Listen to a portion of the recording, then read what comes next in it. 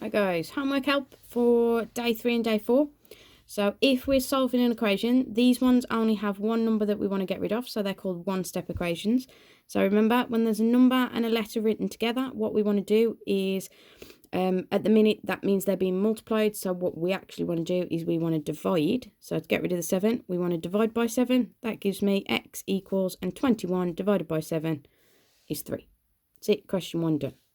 Remember, if it's written in fraction form, it's a fancy way of saying divide. So this is saying x divided by 5. So the opposite of dividing by something is to multiply by that number. So x equals, and 6 times 5 is 30. And if you've got two numbers to get rid of, it's called a two-step equation. So all we're going to do is anything added or subtracted, we're going to get rid of first. So opposite of take away 2 is to add 2. That gives me 3x equals 15. And then remember, this means that they're multiplied together, so the opposite is to divide. So x equals, and 15 divided by 3 gives me 5. And that's it, solving equations. For rearranging, very much the same idea as what we did above, but sometimes your answers can actually look worse than what you started with, okay? And it's because it's not going to simplify anymore. You're going to end up with a different looking expression to what we've got. So y equals x plus 7. We're trying to make x the subject, so it means we want the x on its own. It doesn't matter if it's something equals x or x equals something, as long as the x is by itself. So to get the x by itself, I need to get rid of an add 7, so I'm going to subtract 7. Now on this side, to show that I've subtracted 7 from y, we write y subtract 7. And on this side of the equal sign, if I subtract the 7, the x is now on its own. That's it, x is now the subject. Okay, if we look at the second one, remember, things written together in maths means that they're being multiplied. So the opposite of multiplying by a, same as with multiplying by 3, multiplying by 7, multiplying by 21, you are just dividing by that number. So we need to divide by a. Now again, in maths, division is just written as a nice fancy fraction. So to show that we're dividing y by a, I put y divided by a equals, and if I divide this side by a, the a disappears, I've just got x left. Okay, last one is on this one, it's two numbers we need to get rid of, so it's a two-step like we did at the end of the solving. Anything added or subtracted first, so we're going to subtract 5. So on this side, I need to show that I've subtracted 5, so y subtract 5 equals, and if I take the 5 away, I've just got 2x left.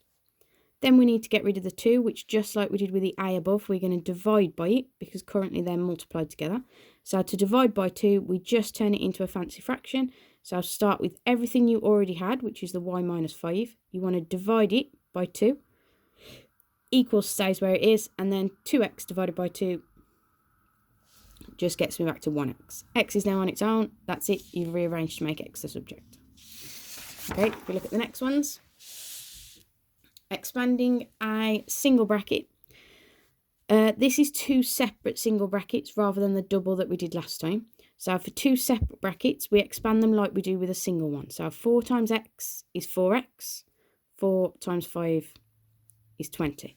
Now, because it's a plus 2 in the middle, we're going to treat it as a positive 2 outside of this bracket. So 2 times x is 2x. It's a positive 2x, so we've got plus 2x. And then 2 times 7 is 14, again positive. So again, plus.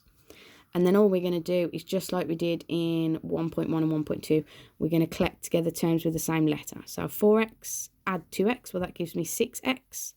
And then positive 20, add on another 14 is going to give me positive 34.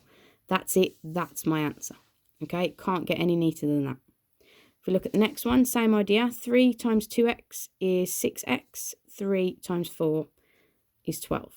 Again, treat it as a positive 2 outside. 2 times x is 2x. 2 times minus 3 is minus 6. So you have to be careful with minus signs on this one. So 6x, add 2x. Remember, sign goes with the term after it. So that gives me 8x. And then I start at positive 12 and I take away 6. So 12, take away 6. I'm still got positive 6 left, so it's a plus 6. If I had minus 6 there, I'd write minus 6. Right, laws of indices. There's 3 rules that you need to do. When you are multiplying, all you need to remember is when multiplying, you add the powers. So I get y to the power of 10. Now, the only thing to be careful of is sometimes they might write this question as y to the power of 6 times y to the power of 4 is equal to y to the power of k. Give the value of k. Now, if they only ask for the value of k, in this case, because k works out as 6 add 4, which is 10, you just write that k is 10.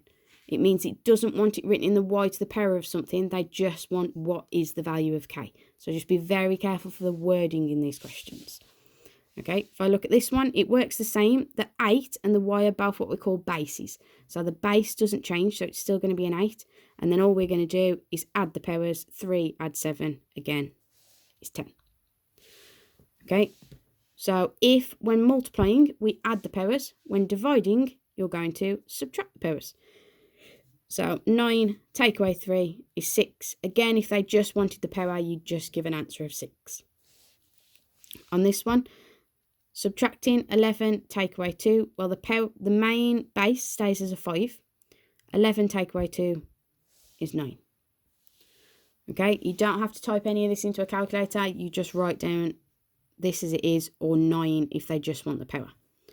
On this one, when you've got powers both inside and outside a bracket, you just have to multiply.